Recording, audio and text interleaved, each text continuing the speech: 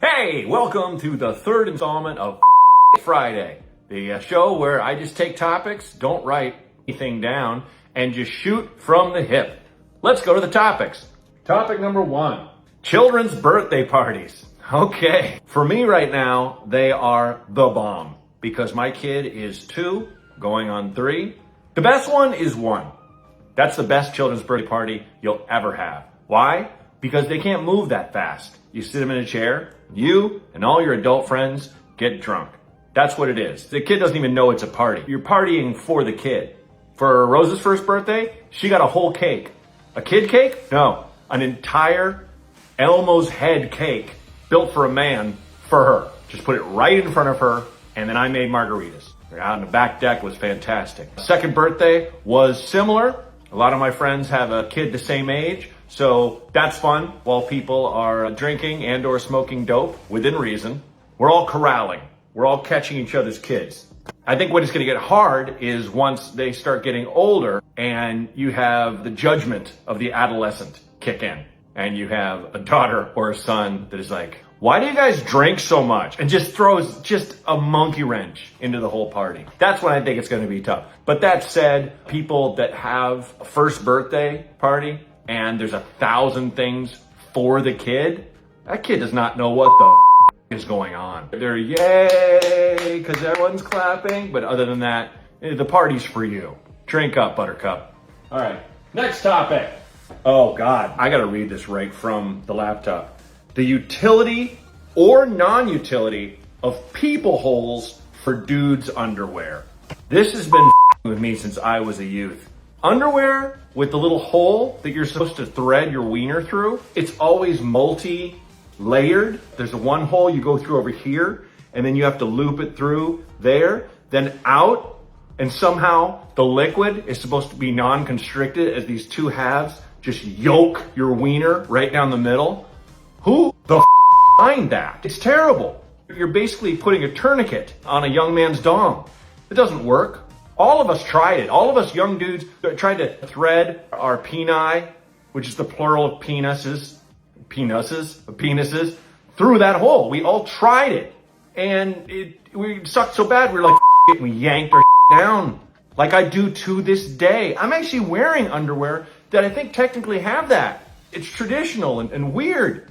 And I think, frankly, probably designed to hide pee dots, where you might have a little runoff. I don't, because I'm a grown man and I clean my ween, but I don't know why we still have that. Just leave it flat and smooth in the front. It's weird. Non-utility. It's all non-utility. It has not been invented. A penis duct that you can put your stuff through. It's a falsehood. It's fake news. Okay, next one. Woes of an only 2-day weekend. It's never long enough. 5 to 2 just isn't balanced. I would agree. I think we should go 3 days. 3-day weekend. I want to go full on like the magical you hear about in Norway or Iceland or Greenberg. What's that other one called? Legally designated vacation is like 3 months or something insane. Oh, sounds magical. I know that comes with heavy taxation, but at the same time, in fact, first off, isn't it wild we had to go to war to get a weekend? Like unions in the industrial age had to go on strike to be like, just give us 2 days, man. 2 days. 2 days. I haven't seen my kids in 9 years. Like all these companies were like, you work 7 days and you sleep at night. The end. That's everyone's life. We should institute the 3-day weekend permanently, as far as I'm concerned. Especially now that most people are working in the gig economy. Just, no, it's cool, man. It's a gig economy. You make your own hours. If you're not making enough scratch, you can drive strangers around town and smell their farts and let them possibly barf in your car because taking your car around and paying you minimally so they can be functional alcoholics. Also, if you're not making enough scratch, you can just be homeless and Airbnb your bedroom that you rent with 5 other people in what is basically a tenement building in a crappy area of Brooklyn. It's so bad now, you might as well be like, it's a 4-day weekend. People work at all random hours now. But to answer your question, you're goddamn right. 2 is not enough. Spoken by a guy who literally works an hour a night. All right, last topic, the long one. Netflix is cracking down on password sharing and continues to cancel shows right when they get good. Are they trying to destroy the company? No. They, like all streamers, are trying to recapture the magic of the pandemic. Remember when hundreds of thousands of us died and everyone else basically had to stay inside? Remember that? Remember 2020, that magical year where we didn't know exactly what was, can I shake hands with you? Can we be in the room together? Should we be wearing a mask? This is an elevator. Everybody watched TV all day, every day. And I work in the business. I know these companies are laying people off en masse and flipping out and canceling all this programming. They're like, we're not making money. No, you're making money. You're just not making money like you did when we didn't ever stop watching. We can go outside now, man. We can go see concerts. We can turn the goddamn TV off, go for a walk. We can watch other things too. We can watch sports. Sports is back. Sports has been back. And you have these companies that have shareholders, and the shareholders are like, I want 2020 money.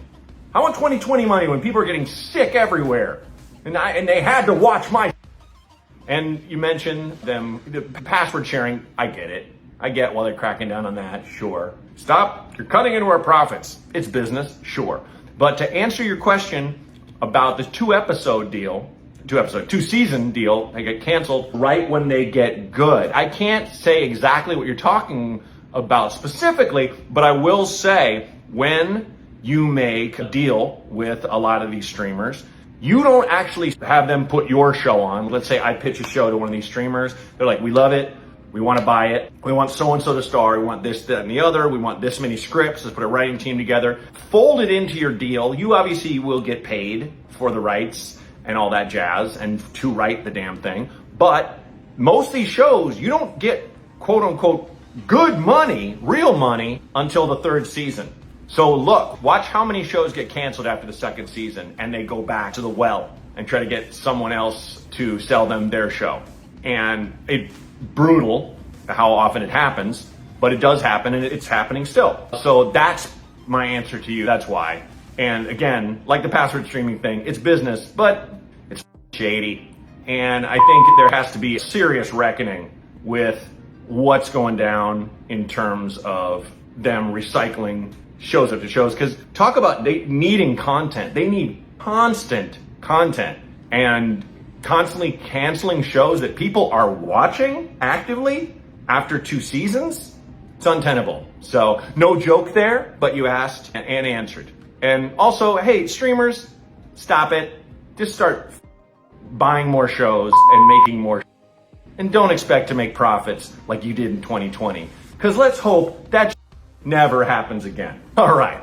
Thanks. Write in topics any damn time you want. I do a Friday every Friday because it's Friday when you say, thanks and good night.